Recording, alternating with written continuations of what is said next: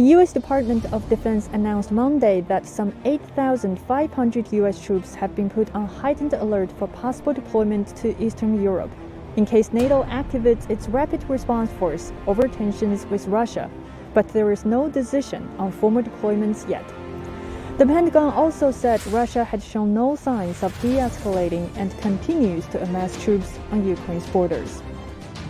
U.S. media said that Pentagon's latest announcement signals a shift for the Biden administration on Ukraine as the United States and NATO allies brace for possible Russian military action. The Pentagon's prepare to deploy order came one day after the State Department authorized the voluntary departure of U.S. government employees at the U.S. Embassy in Kyiv and required their family members to leave Ukraine.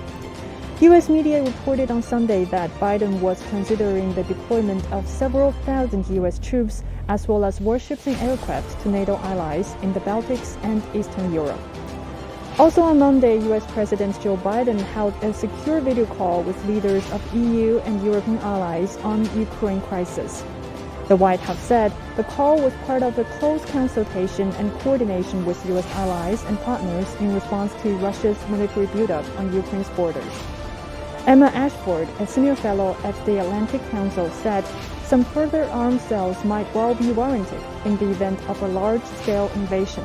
But the Biden administration should be cautious about taking any of these other steps towards militarizing or deepening U.S. or broader NATO involvement in this conflict. The risks of escalation are simply too high, and Ukraine's direct importance to U.S. foreign policy is too small.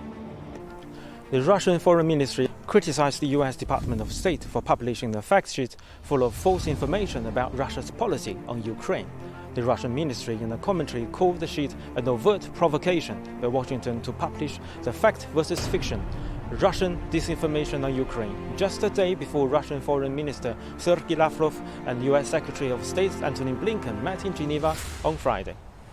The Russian Foreign Ministry provided article-by-article refutation on the U.S. fact sheet, saying that since December 15, 2021, when Moscow officially sent Washington its draft treaty and agreement on security guarantees, the U.S. side has mostly made obvious attempts to drag out discussions at expert levels and in various formats. Meanwhile, the United States and its Western allies have launched a very toxic information and propaganda campaign by depicting Russia as an aggressor, an enemy of civilized Europe, and a threat to the international stability, the ministry said. It also blasted the Western countries' endless threats of painful sanctions against Russia that are designed to bleed our economy dry. The Lavrov-Blinken negotiations in Geneva on Friday ended with no breakthroughs in the establishment of legally binding security guarantees between Russia and the West, with the Ukrainian crisis as a core issue.